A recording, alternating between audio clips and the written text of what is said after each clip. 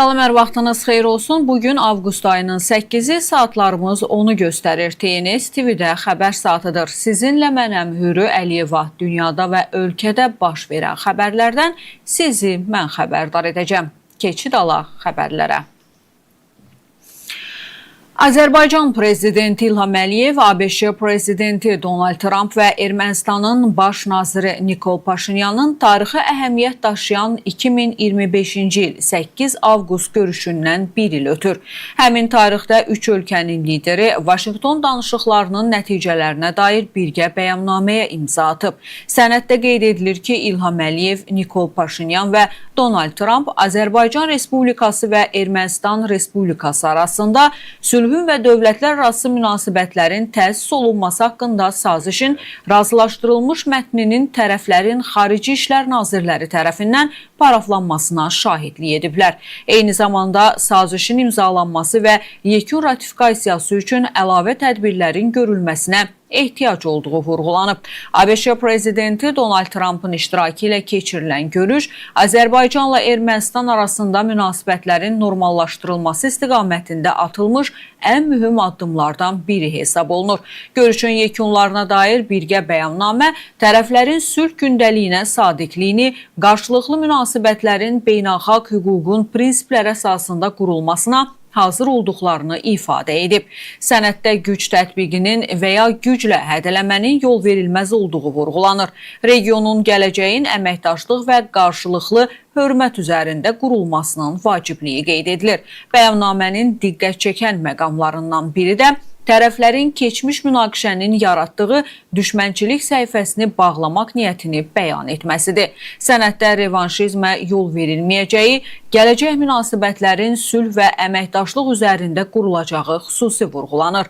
Bu yanaşma regionda etimad mühitinin formalaşmasına yönəlmiş mühüm siyasi mesaj kimi qiymətləndirilir. Azərbaycan və Ermənistan arasında sülh sazişinin mətninin paraflanması isə uzun illər davam edən danışıqlar prosesində mühüm irəliləyiş kimi dəyərləndirilərək gələcək sülh müqaviləsinin hüquq əsaslarının formalaşmasına xidmət edən mərhələ hesab edilir. Vaşinqton görüşündən sonra Azərbaycan və Ermənistanın birgə müraciəti əsasında ATƏT-in Minsk qrupu rəsmən fəaliyyətini dayandırıb. Paraflanmadan sonra Azərbaycan ərazisindən Ermənistana yük tranziti ilə bağlı məhdudiyyətlər aradan qaldırılıb.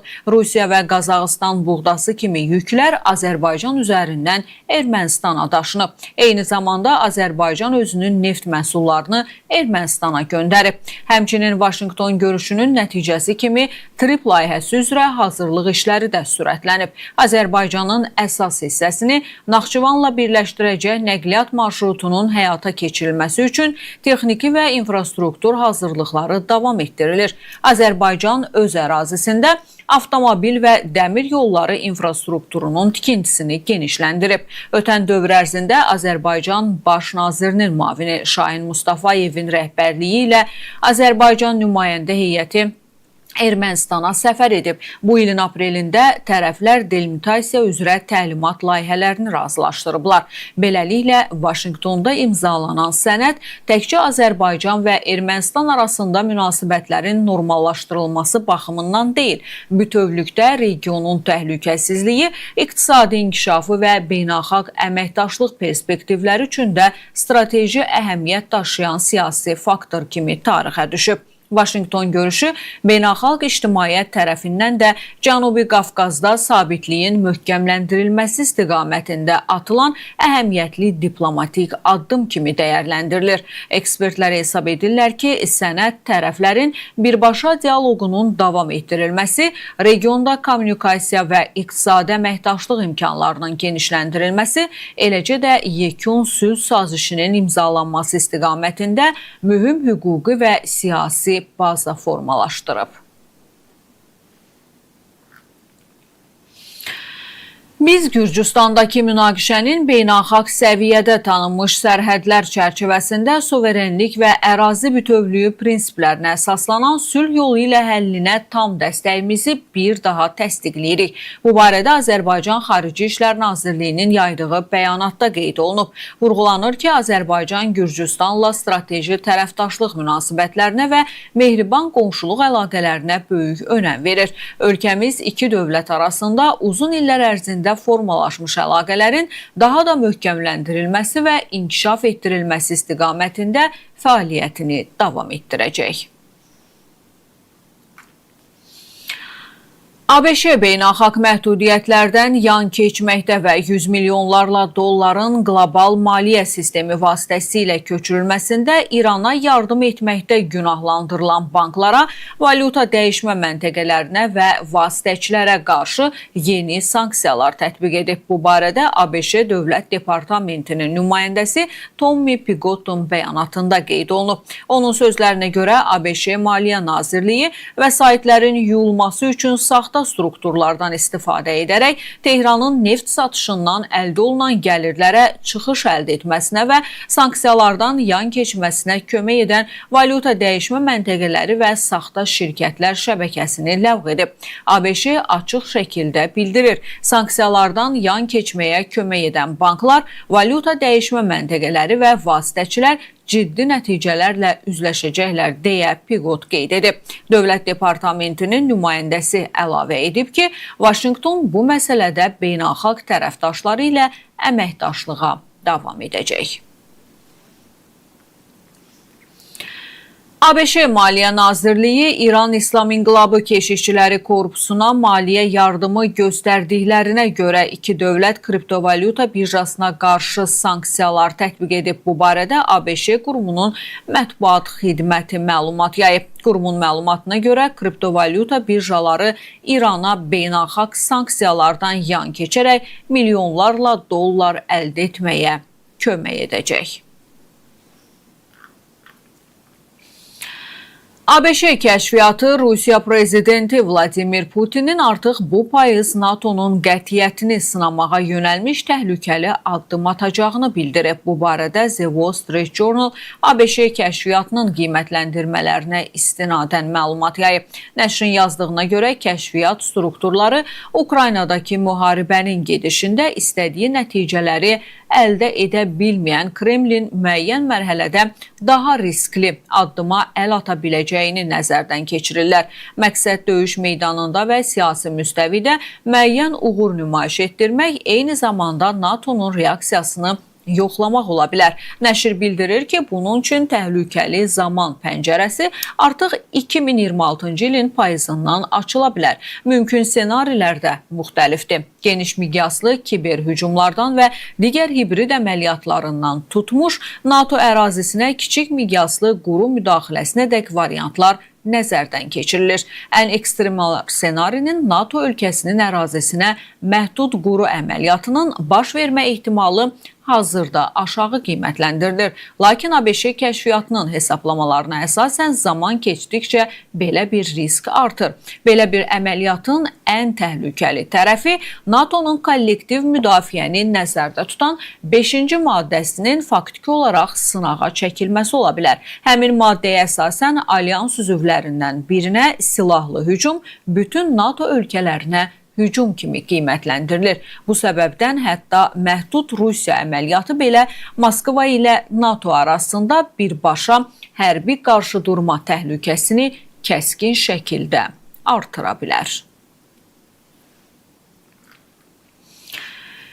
İran prezidenti Məsud Pezeşkiyan ABŞ ilə hərbi gərginlik, diplomatik danışıqlar və İsrailin regiondakı planları ilə bağlı diqqət çəkən bəyanatlarla çıxış edib. Pezeşkiyan diplomatik kanalların əhəmiyyətini vurğulayaraq bildirib. Dialoq vasitəsilə Livan müharibəsini dayandıra, mühasirəni aradan qaldıra və bəzi sanksiyaları azalda bilərik. Müharibə İsrailin istədiyidir. İran dövlət başçısı ölkəsini müharibəyə çəkməlidir. çəkmək istəyən qüvvələrin olduğunu və bunun arxasında İsrailin dayandığını qeyd edib. Bəziləri bizim müharibə etməyimizi istəyir. Bu, məhz İsrailin bizi təslim olmağa məcbur etmək üçün istədiyi bir şeydir. Lakin biz geri addım atmayacaq və baş əyməyəcəyik.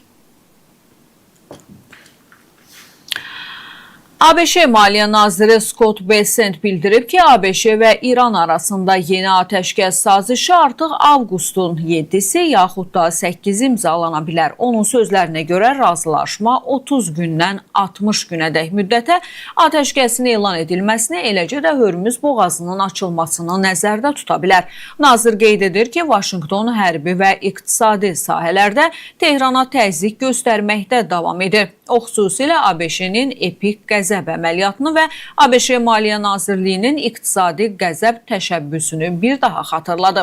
Bessent həmçinin bildirib ki, gələcəkdə Hörmüz boğazı əvvəlki kimi fəaliyyət göstərə bilməyəcək. Çünki İran ondan təzyiq vasitəsi kimi istifadə edir. Onun sözlərinə görə enerji axınlarının bir hissəsi alternativ marşrutlara yönləndirilə bilər. ABŞ-də meşə yanğınının söndürülməsində iştirak edən helikopter qəzaya uğrayıb. Bu barədə Fox 13 telekanalı məlumat yayıb. Göyərtəsində 2 nəfər olan helikopter yerli vaxtla saat 10:00 radələrində, Bakı vaxtı ilə saat 20:00-da Richfield şəhəri yaxınlığında qəzaya uğrayıb.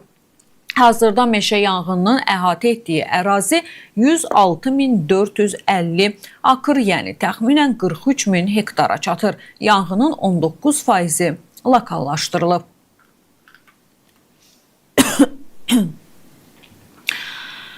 ABŞ hərbiçiləri Qızıl Günbəz raketdən müdafiə sisteminin ilk sınaqlarını 2026-cı ildə başa çatdırmağı və artıq 2027-ci ildə uçuş sınaqlarına başlamağı planlaşdırır. Bu barədə Bloomberg məlumat yayıb.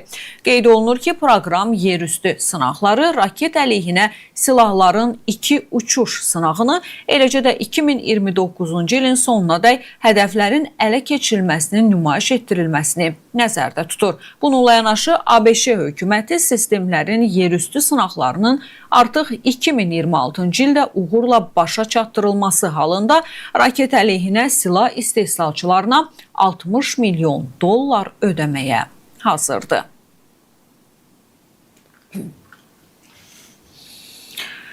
ABŞ Müdafiə Nazirliyi naməlum uçan obyektlər haqqında arxiv materiallarının 5-ci paketini yayımlayıb. Müvafiq məlumatlar Pentagonun saytında yerləşdirilib. Yeni materiallar toplusuna yaxın şərqdə çəkilmiş bir neçə videolar da daxil edilib.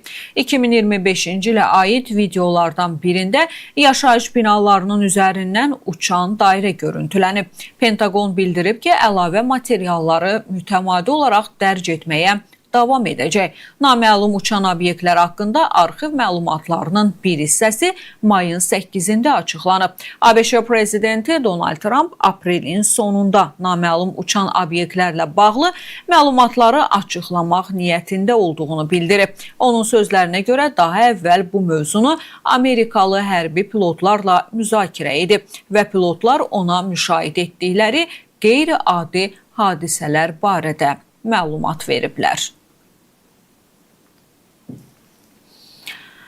Kolumbiya Amerika Qalxanı Alyansına qoşulacaq. Kolumbiyanın yeni prezidenti Abelardo de Espriella ölkənin ABŞ tərəfindən yaradılmış Amerika Qalxanı Alyansına qoşulacağını rəsmən bəyan edib.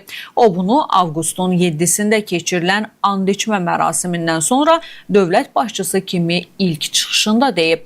O bildirib ki, vəzifəyə başladıqdan sonra ilk qərarlardan biri qüvvələrin birləşdirilməsini, strateji məlumat mübadiləsini və iştirakçı ölkələrin təhlükəsizlik sahəsində birgə fəaliyyətinin gücləndirilməsini nəzərdə tutan təşəbbüsə qoşulma haqqında sənədin imzalanması olacaq. Prezident qeyd edib ki, Kolumbiyada digər dövlətlər kimi qlobal səviyyədə fəaliyyət göstərən cinayətkar strukturlara qarşı tək başına çıxış edə bilməz.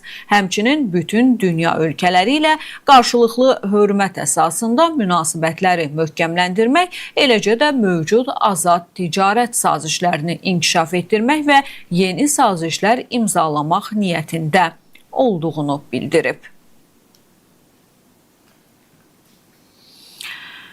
ABŞ Kolumbiyanın yeni prezidentinin administrasiyasını dəstəkləmək üçün təhlükəsizlik sahəsində yardım paketi çərçivəsində $1 milyard ayırmaq niyyətindədir. Bu barədə ABŞ Dövlət Departamentinin mətbuat xidmətinin bəyanatında deyilir. Sənədə əsasən ABŞ prezidenti Donald Trump'ın administrasiyası Konqreslə əməkdaşlıq çərçivəsində vəsaitin ayrılacağını elan etməyi planlaşdırır. Vəsaitlər Qərb yarımkürəsində mütəşəkkil cinayətkarlıq və narkotik ticarətinə qarşı ABŞ ilə birgə mübarizəyə yönələcək. Bundan əlavə vəsaitin bir hissəsinin iqtisadi layihələrin inkişafına, ticarətin genişlənməsinə və eləcə də strateji əhəmiyyətli faydalı qazıntıların hasilatına yönləndirilməsi planlaşdırılır. ABŞ Konqresinin Senatı Rusiya və İrana qarşı Amerika sanksiyalarının sərtləşdirilməsini nəzərdə tutan qanun layihəsini qəbul edib. İndi sənəd Konqresin Nümayəndələr Palatası tərəfindən nəzərdən keçiriləcək. Təşəbbüsü 86 senator dəstəkləyib, 11 senator isə əleyhinə səs verib. Gözlənildiyi kimi sentyabr ayında sənədə Konqresin Nümayəndələr Palatasında baxılacaq. Aşağı palatada bəzi qanunvericilər qanun layihəsində nəzərdə tutulan növbəti gömrük rüsumu artımı səbəbindən ona qarşı çıxa bilərlər. Senatorlar ABŞ prezidentini Rusiyadan neft və ya qaz idxal edən ölkələrə gömrük rüsumları tətbiq etmək səlahiyyətindən məhrum edən düzəlişi də rədd ediblər. Səsvermə senatorların 5 həftəlik yay tətilinə getməsindən əvvəl keçirilib.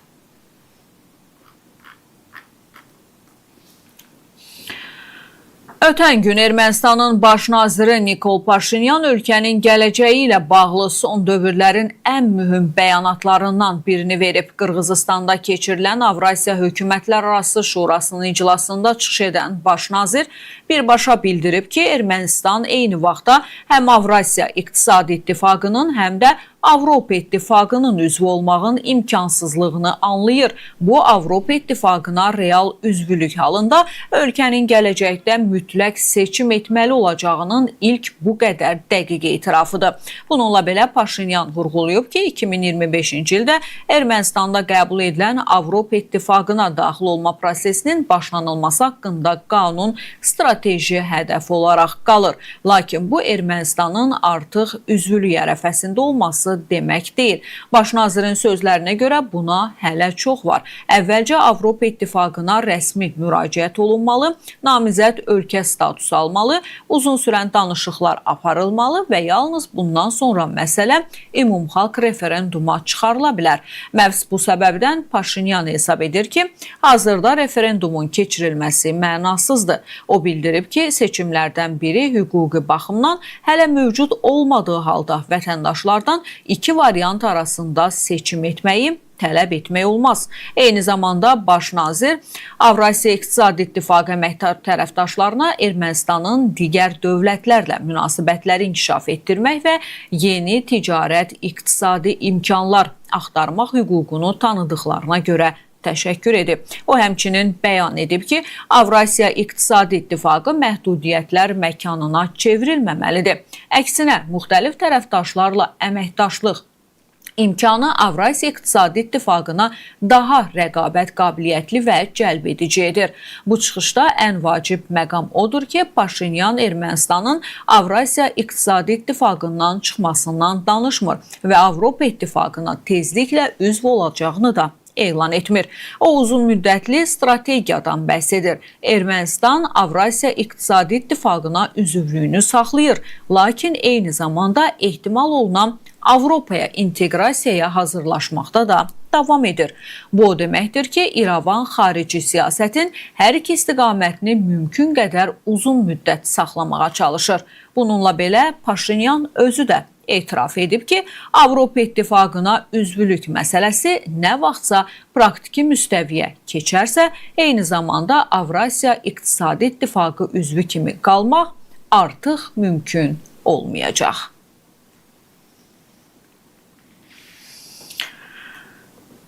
Avropa qitədə təhlükəsizlik arxitekturasını, eləcə də hibrid münaqişələrdə necə yayınmağın yollarını müzakirə etmək üçün Rusiya ilə dialoqa başlamalıdır. Bu sözləri Finlandiyanın keçmiş prezidenti Sauli Niinisto deyib. Dialoq üçün iki mühüm səbəb var. Birincisi, sözdə Avropa təhlükəsizlik arxitekturasıdır deyə Niinisto deyib. O, Rusların bunu çoxdan müzakirə etmək istədiyini xatırladıb və bu mövzunun Rusiya prezidenti Vladimir Putinlə ABŞ prezidenti Donald Trumpın Alyaskadakı görüşü zamanı gündəmə gəldiyini qeyd edib. Onun fikrincə, Avropa ilə Rusiya arasında müzakirə edilməli olan ikinci məsələ Ukraynadakı münaqişə başa çatdıqdan sonraki dövrlə bağlıdır. Nifrət doğuran bir sərhəd Avropadan keçəcək. Müəyyən mənada 2-ci Dünya müharibəsindən sonraki vəziyyətə bənzər şəkildə. O diqqəti ona yönəldib ki, soyuq müharibə illərində nüvə silahının mövcudluğu SSR və ABŞ-ni vəziyyəti müəyyən qədər nəzarətdə saxlamaq üçün danışıqlara başlamağa məcbur etmişdi. Bugün ilk növbədə terror balansına, yəni müqayisə edilə bilən çəkindirmə balansına nail olmalıyıq. Başqa sözlə, biz də hibrid müharibə zamanı qarşı tərəfə ciddi zərbə vura biləcəyimizi təmin etməliyik. Bundan sonra isə ABŞ və digər tərəfdaşlarla birlikdə Rusiya ilə nifrət şəraitində hibrid münaqişələrdən necə qaçmaq barədə danışıqlar aparmalıyıq, deyə o vurğulayıb. Davam edirik. Rusiya hərbiçiləri 2008-ci il avqustun 12-sində imzalanmış 6 bəndlik saziş üzrə Moskvanın üzərinə götürdüyü öhdəliklərə və beynəlxalq hüquqa zidd olaraq Gürcüstanın işğal olunmuş bölgələrində qalmaqda davam edirlər. Bu barədə Böyük Britaniya, Fransa, Almaniya və İtaliyanın birgə bəyanatında bildirilib. Onların qiymətləndirməsinə görə bu ərazilərin sonrakı hərbiləşdirilməsi təkcə Gürcüstan üçün deyil, həm də regional və Avropa sabitliyi üçün də ciddi təhlükə yaradır. Bəyanatda həmçinin 2026-cı il mayın 9-da Moskva ilə işğal olunmuş regionun qondarma hakimiyyəti arasında müttəfiqliyin və əməkdaşlığın dərinləşdirilməsi haqqında imzalanmış sazişə də istinad edilir. Bundan əlavə, Rusiya yaxınlarda öz vətəndaşını Cənubi Osetiyanın nominal rəhbəri təyin edib. Bu sənəd eləcə də Rusiya vətəndaşının regionun rəhbəri təyin edilməsi, regionun tam hüquqlu anneksiyasının mümkünlüyü ilə bağlı narahatlıq doğurur və belə bir addım cavabsız qalmayacaq deyə bəyanatda bildirilir. ABŞ Müdafiə Nazirliyi 5-ci Ordu Korpusunun komandiri general-leytenant Charles Constanzanı vəzifəsindən kənarlaşdırıb, məlumatı ABC News yayıb. ABŞ 5-ci Ordu Korpusu Avropadakı əməliyyatlara və NATO-nun şərq cinahındakı Amerika hərbi mövcudluğuna rəhbərlik edir. Kanal qeyd edir ki, bu bölmənin əhəmiyyəti Ukraynadakı münaqişə səbəbindən artıb, çünki o Kiyevə yardımın əlaqələndirilməsinə kömək edir. ABC News-un məlumatına görə Konstanza vəzifəsindən 2 ay sonra ayrılmalı idi. Onun vaxtından əvvəl vəzifədən alınmasının səbəbləri hələ ki açıqlanmayıb.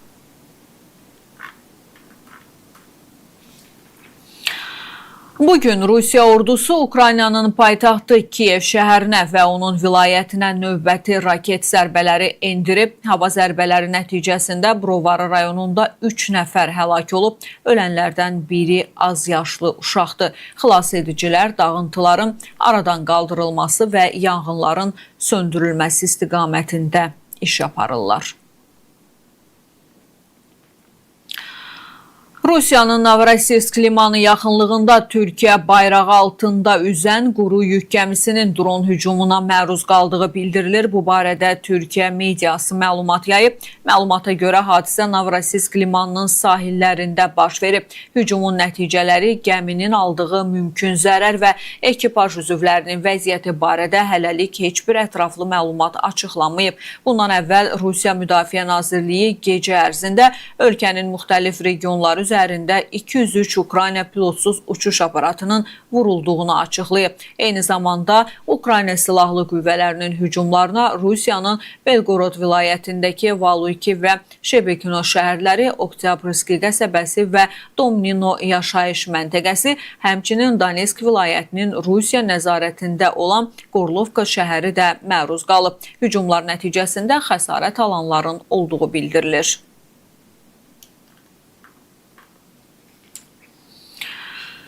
Ukrayna Qara Dənizdə Qazaxıstan nefti daşıyan tankerlərə hücum etməməyi öhdəsinə götürüb. Bu barədə Bloomberg agentliyi Amerikalı məmurlara istinadən məlumat yayıb. Məmurun sözlərinə görə Kiyev-Xəzər boru kəməri konsorsiumun infrastrukturuna, eləcə də terminala doğru hərəkət edən gəmilərə zərbələr endirməkdən çəkinəcək.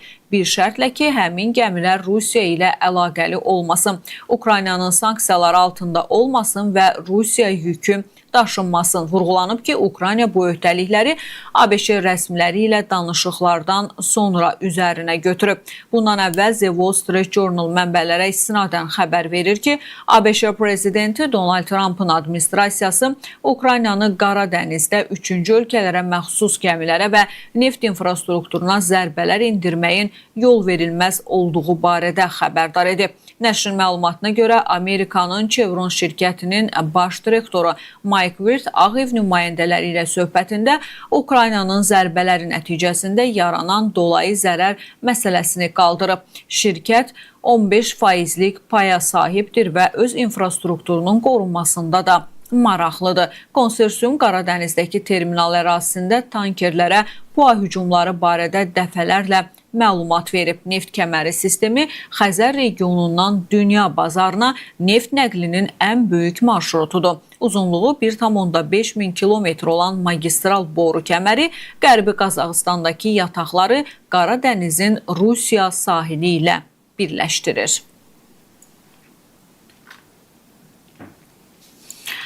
İtaliyanın Siciliya adasında yerləşən məşhur Etna vulkanında yeni püskürmə qeydə alınıb. Vulkanın kəskin aktivləşməsi səbəbindən İtaliyanın Catania şəhərində beynəlxalq hava limanı təyyarələrin qəbulunu müvəqqəti olaraq dayandırmalı olub. Təhlükəsizlik tədbirləri çərçivəsində bir neçə aviareys başqa aeroportlara yönləndirilib.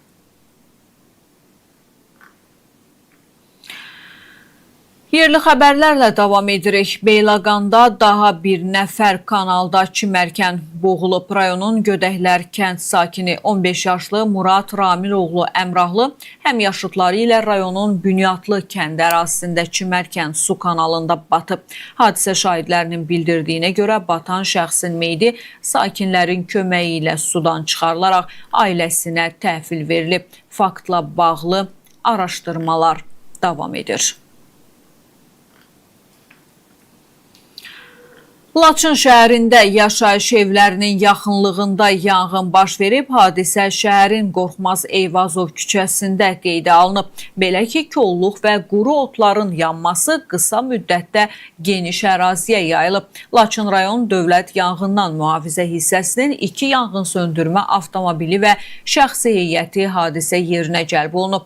Yanğın söndürənlərin operativ müdaxiləsindən sonra yanğının yaşayış evlərinə keçməsinin qarşısı alınaraq söndürülüb. İlkin məlumata görə yanğın zamanı təxminən 200 kvadrat metr sahədə olan bitkilər yanaraq məhv olub. Ağdaşda 17 yaşlı qıza nişan mərasimi keçirilib, valideynləri isə polisə dəvət olunub. Daxili İşlər Nazirliyi Mətbuat Xidmətinin regional qrupundan verilən məlumata görə yetkinlik yaşına çatmayan şəxsin nişan mərasiminin olması barədə daxil olmuş müraciət üzrə dərhal araşdırmalara başlanılıb. Araşdırmalar zamanı qızın bu ilin oktyabr ayında 18 yaşının tamam olacağı müəyyən edilib. Faktla bağlı zəruri tədbirlər icra edilib. Aidiyyatı qurumların məsul şəxsləri oğlan və qızın valideynləri ilə izah edici söhbətlər aparıb, qeyd olunan halın hüquqa zidd olması onların diqqətinə çatdırılıb.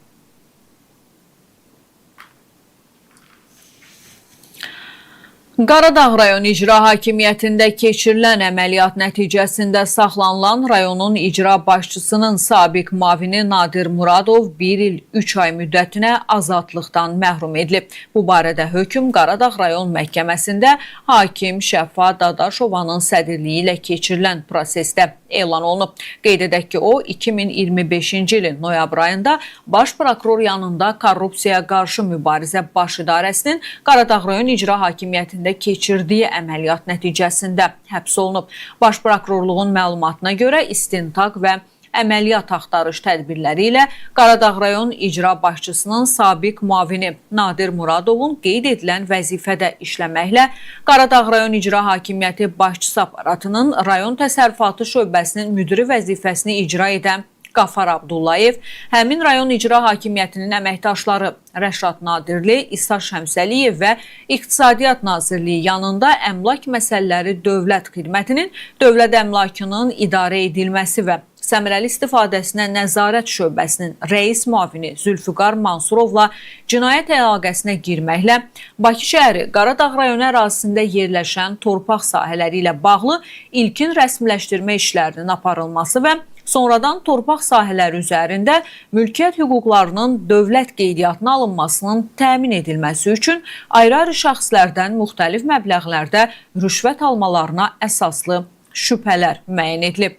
Təqsirləndirilən şəxslər barəsində istintaq orqanının vəsatəti və ibtidai araşdırmaya prosessual rəhbərliyi həyata keçirən prokurorun təqdimatı əsasında məhkəmənin qərarı ilə həbs, digərlərində isə polisin nəzarəti altına vermə qəti imkan tədbiri həyata keçirilib. Xatırladaq ki, sonradan İqtisadiyyat Nazirliyi yanında əmlak məsələləri dövlət xidmətinin dövlət əmlakının idarə edilməsi və səmərəli istifadəsinə nəzarət şöbəsinin rəis müavini Zülfüqar Mansurov barəsində olan həbs qəti imkan tədbirinin uzadılması ilə bağlı qərarı Bakı Apellyasiya Məhkəməsi ləğv edib.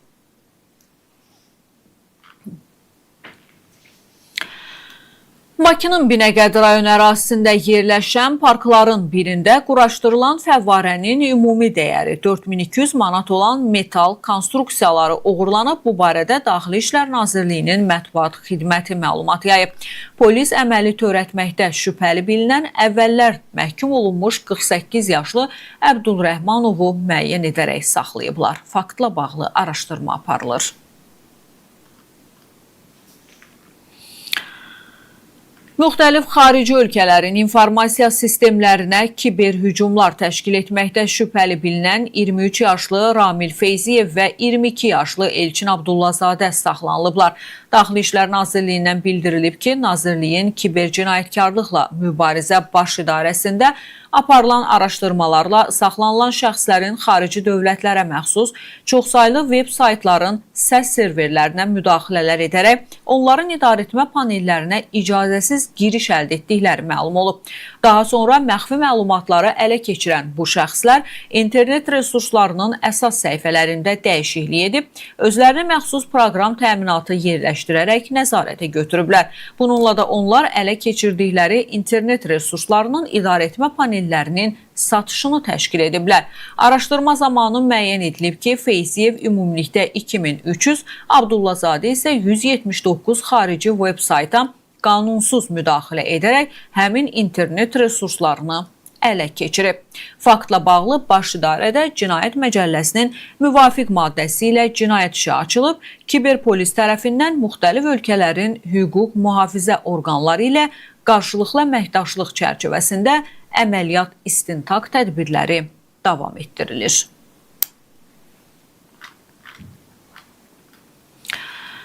Azərbaycan Qida Təhlükəsizliyi Agentliyi Malayziya mənşəli bioloji aktiv qida məhsullarında uyğunsuzluq aşkarlayıb, laborator müayinələrin nəticələrinə əsasən Safrin Dietary Supplement və eləcə də Spirulina adlı məhsulların tərkibində istifadəsinə icazə verilməyən maddə aşkar edilib. Faktla bağlı qanunvericiliyin tələblərinə uyğun tədbirlər görülüb.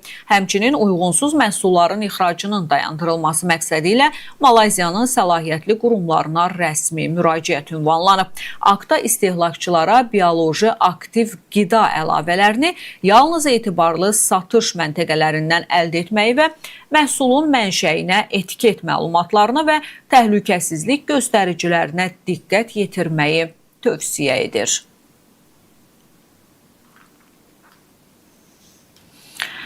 Aktda həmçinin heyvan kəsimi məntəqəsində də növbəti monitorinqlər aparıb, agentliyin Bakı regional bölməsinin sektor müdürü Ülviyə Cəlilova bildirib ki, monitorinqlər zamanı bəzi kəsim məntəqələrində qida təhlükəsizliyi və baytarlıq nəzarəti sayəsində qüvvədə olan texniki normativ hüquqi aktların tələblərinin pozulduğu müəyyən edilib.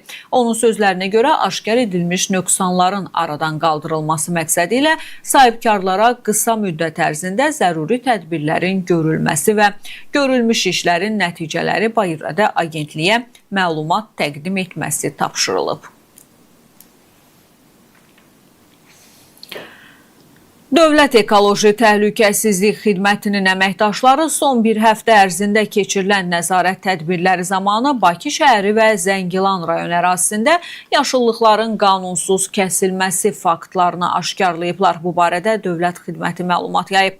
Araşdırma zamanı Bakı şəhəri Sabunçu rayonu, Böyükşor Pirşağı avtomobil yolunun kənarında, Xətai rayonu, Kazımağa Kərimov küçəsində, Nizami rayonu, Rüstəm Rüstəmov küçəsində və Zəngilan rayonu Gəyəli kənd ərazisində ağacların qanunsuz kəsilməsi nəticəsində yaşıllıqlara 83.840 manat məbləğində ziyan dəydiyi müəyyən edilib. Hər bir fakt üzrə yaşıllıqlara dəymiş ziyanın məbləği cinayət tərkibi yaratdığından məsələyə hüquqi qiymət verilməsi üçün toplanmış materiallar hüquq mühafizə orqanlarına göndərilib.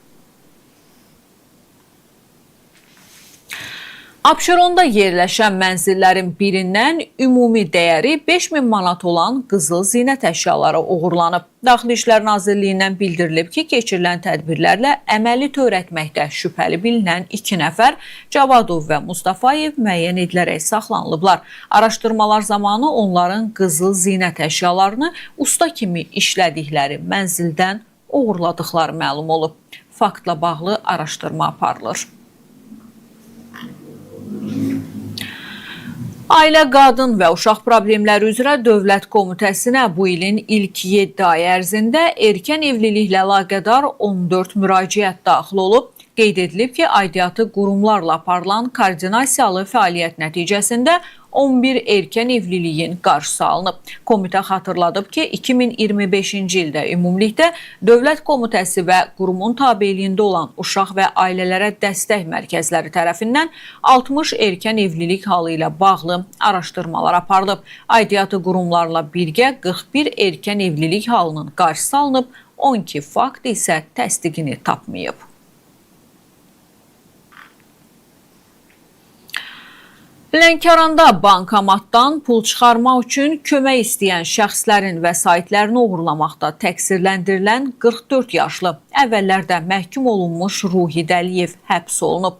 Daxili İşlər Nazirliyindən verilən məlumata görə keçirilən tədbirlərlə müəyyən edilib ki, Ruhi Dəliyev bankomatdan pul çıxarmaqda çətinlik çəkən təqaüdçülərə kömək adı ilə yaxınlaşıb, onların kartlarından vəsaitləri ələ keçirib. Araşdırmalar zamanı onun bu üsulla ümumilikdə 7 nəfərin pulunu taladığı məlum olub. Faktlarla bağlı cinayət işi açılıb. Ruhi Dəliyev barəsində məhkəmənin qərarı ilə həbs qəti imkan tədbiri seçilib. İctimai nəqliyyat xidmətlərinin keyfiyyətli və təhlükəsiz təşkil istiqamətində həyata keçirilən tədbirlər çərçivəsində Azkon Holding şirkətindən olan Bakubas MMC tərəfindən Naxçıvan şəhərində sərnişin daşıma xidmətlərinə hazırlıq işləri davam edir.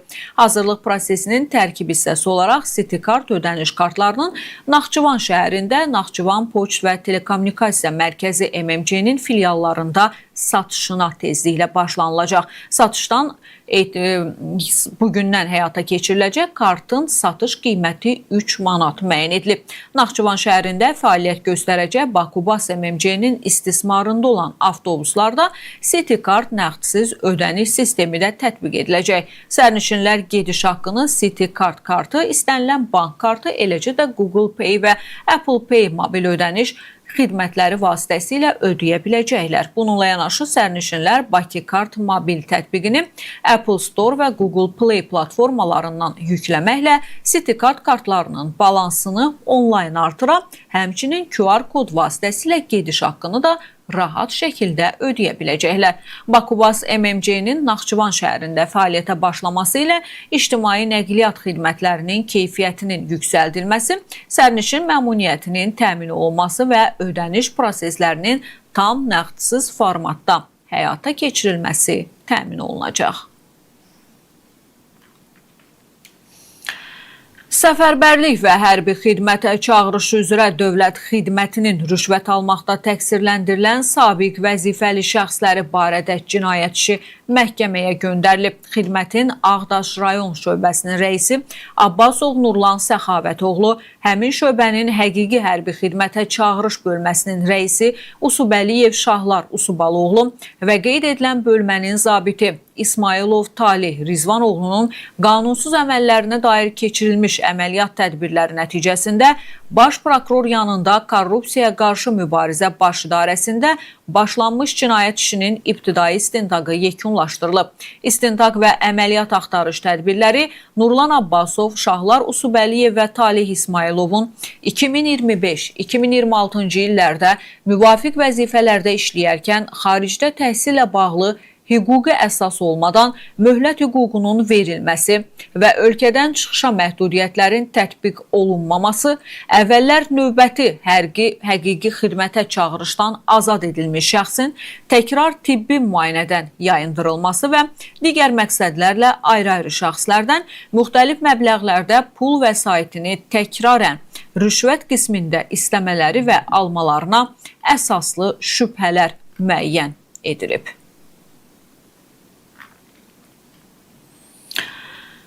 Dövlət İmtahan Mərkəzi Ali Təhsil müəssisələrinin bakalavr səviyyəsinin jurnalistika ixtisasına qəbul olmaq istəyən abituriyentlər üçün qabiliyyət imtahanının nəticələrini artıq elan edib.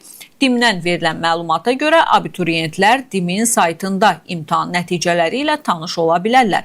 İmtahanda iştirak etmək hüququ qazanmış 827 abituriyentdən 189 nəfəri imtahana gəlməyib. İmtahanda iştirak edən abituriyentlərdən 543 nəfər məqbul qiymət alıb. Məqbul qiymət alan abituriyentlər ixtisas seçimi zamanı öz elektron ərizələrinə digər ixtisaslarla yanaşı jurnalistika ixtisasını da seçə bilərlər. İxtisas seçimi avqustun 12-sindən 19-una dək aparılacaq. İmtahan nəticələri ilə bağlı apellyasiya komissiyasına müraciət etmək istəyən şəxslər isə 10-11 avqust tarixlərində saat 10:00-dan 17:00-dək şəxsiyyət vəsiqələri ilə DİM-in əsas inzibati binasına və ya regional bölmələrinə yaxınlaşıb ərizə ilə müraciət edə bilərlər. Azərbaycanın Ağstafa rayonunda yerləşən qədim Tavatəpə yaşayış məskənində aparılan arxeoloji qazıntıların nəticələri qədim cəmiyyətlərin məişəti və dini mərasim ənənələri haqqında təsəvvürlərimizi dəyişə biləcək sensasyon faktlar üzə çıxarıb. Burada aşkar edilmiş təxminən 3,2 min il yaşı olan mərasim mətbəxi Qafqaz arxeologiyasında analogu olmayan unikal tapıntıdır. Bu barədə cari ildə arxeoloji qazıntıların son nəticələrini təqdim edən İspaniyanın La Brujula Verde elmi nəşri yazıb. Katania Universiteti də bu istiqamətdə tədqiqatları Azərbaycan Milli Elmlər Akademiyası ilə əməkdaşlıq çərçivəsində aparır. Eramızdan əvvəl təxminən 1300-1000-ci illərə aid edilən tikili 2024-cü ildə aşkar edilib. Əvvəlcə mütəxəssislər onu ayrıca təsərrüfat tikilisi hesab etsələr də son qazıntıların nəticələri göstərib ki, bu bir neçə il ərzində qorunub saxlanılan uzun müddətli tikinti və mərasim ənənəsinin ən son hissəsi olub. Bu ilin arxeoloji qazıntı işlərinə Katania Universitetinin professoru Nikola Laner rəhbərlik edir. Ekspedisiyanın tərkibi Katania Universitetinin tədqiqatçıları və tələbələri, eləcə də Roma Sapienza Universitetinin doktorantlarından ibarət olub. Mütəxəssislər müəyyən ediblər ki, 2024-cü ildə tapılmış tikili təsadüfi və ya müvəqqəti bir qurğu olmayıb. O, eyni yerdə dəfələrlə yenidən qurulmuş binanın zaman etibarilə ən son hissəsini təşkil edib. Arxeoloqlar tikilidə platforma və ya terras da aşkar ediblər. Onun mərkəzi hissəsində xüsusi səliqə ilə hazırlanmış böyük dairəvi manqal da yerləşir. Onun yeməklərin hazırlandığı əsas yer olduğu ehtimal olunur. Tədqiqatçıların fikrincə, əşyaların bu cür yerləşdirilməsi heç də təsadüfi deyil. Bu, mərasim imkanlarının məkanın növbəti yenidən qurmasından əvvəl həyata keçirilən xüsusi bir ayinin mövcudluğundan da xəbər verir.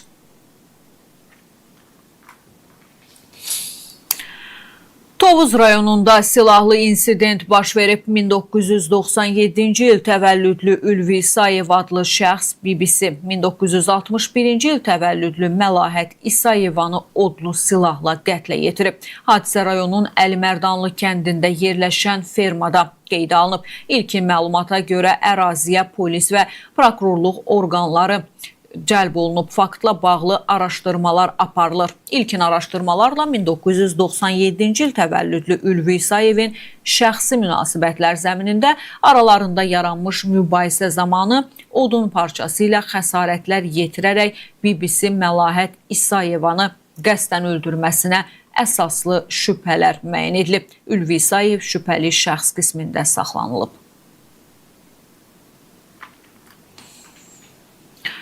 Zərdab rayonunun Hüseynxanlı kənd ərazisində qəsdən yanğın hadisəsi törədən şəxs polis əməkdaşları tərəfindən müəyyən edilib. Araşdırmalarla yanğının kənd sakini Quliyev tərəfindən törədildiyi məlum olub. Hadisə nəticəsində 1 hektara yaxın ərazidə quru otlaq sahəsi yanıb. Əməli törədən şəxs barəsində hüquqi məsuliyyət tədbirləri görülür. Bakı şəhər sakini 33 yaşlı Adil Rızayevin bu ilin 23 mart tarixində keçirdiyi cərrahi əməliyyatdan 12 gün sonra vəfat etməsi ilə bağlı cinayət işi açılıb. Onun ölümü ilə bağlı Yasamal rayon prokurorluğunda Cinayət Məcəlləsinin 142.4-cü tibbi xidmətin göstərilməsi qaydalarının pozma ölümlə nəticələndikdə maddəsi ilə iş açılıb. Belə ki, mərhumun yaxınları bir müddət əvvəl baş prokuror Kamran Əliyevin qəbulunda olublar. Bundan sonra işin daha ətraflı araşdırılmasına zərurətin olduğu bildirilib və cinayət işinin başlanması barədə qərar çıxarılıb. Xatırladaq ki, bu ilin aprelində Adil Rızayevin atası Ərastun Rızayev övladının həkim səhlənkarlığının qurbanı olmasını bildirmişdi. O, oğlunun Respublika Diagnostika Mərkəzində həkim cərrah İlqar İsmailov tərəfindən əməliyyat edildiyini, lakin əməliyyatın düzgün icra edilmədiyini bildirib və həkimin məsuliyyətə cəlb edilməsini tələb etmişdi. Xəbər verdiyimiz kimi Hollywood ulduzu Jack Chan'ın başrolda çəkildiyi Tanrının Zirehi 4 Ultimatum filminin bəzi səhnələri Azərbaycanda lentə alınır. Çəkiliş zamanı kaskadyorluq səhnələrindən birində aktyorun qolu zədələnib. Həmin an lentə alınan görüntülər sosial şəbəkələrdə geniş yayılıb. Videoda Jack Chan'ın qolunu tutaraq ağrı hiss etdiyi görünür. Görüntülər izləyicilər arasında narahatlıq yaradıb. Aktyorun pərəstişkarları paylaşımın şərh bölməsində ona tezliklə sağalması ilə bağlı xoş arzularını çatdırıblar.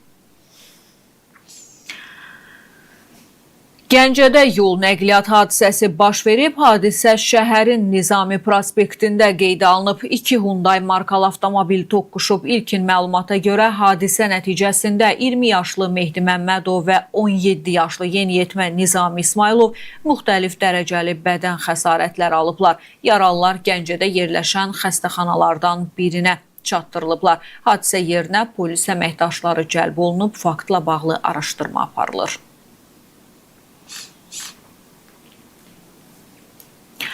Tovuzda yol qəzası baş verib. Hadisə rayonun Heydər Əliyev prospektində qeydə alınıb. Vaz 2107 markalı avtomobillə Kia markalı minik maşını toqquşub. Qəza zamanı Vazın sürücüsü xəsarət alıb. Hadisə yerinə polis əməkdaşları cəlb olunub. Hadisənin baş vermə səbəbləri araşdırılır. Bakının Sabunçu rayonunda yaşayış binalarından birinin qarşısında paytaxt sakininə məxsus 2700 manat dəyərində moped uğurlanıb. Polis əməkdaşları tərəfindən həyata keçirilən tədbirlərlə əməli törətməkdə şübhəli bilinən Hüseynzadə və Qurbanov müəyyən olunaraq saxlanılıblar. Araşdırmalar zamanı onların uğurladıkları mopedi satdıkları məlum olub. Keçirilən digər tədbirlərlə rayon ərazisində 900 manat dəyərində motosikleti uğurlamaqda şübhəli bilinən əvvəllər məhkum olunmuş Baxşıyev və Süleymanzadə də saxlanılıb. Faktlarla bağlı araşdırmalar davam edir.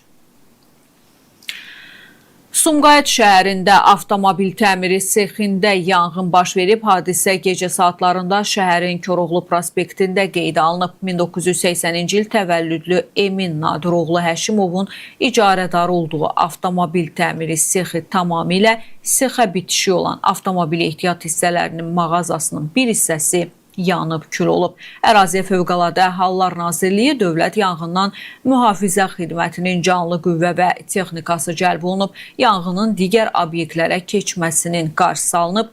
Hadisənin baş vermə səbəbləri araşdırılır. Bu mənim bu saata sizə çatdıracağım son xəbər idi. Siz isə TNS TV-də hər gün səhər 10:00 xəbərlərini izləməyi unutmayın. Bizi izləyin, xəbəri elə bizdən xəbər alın. Sağ olun, salamat qalın.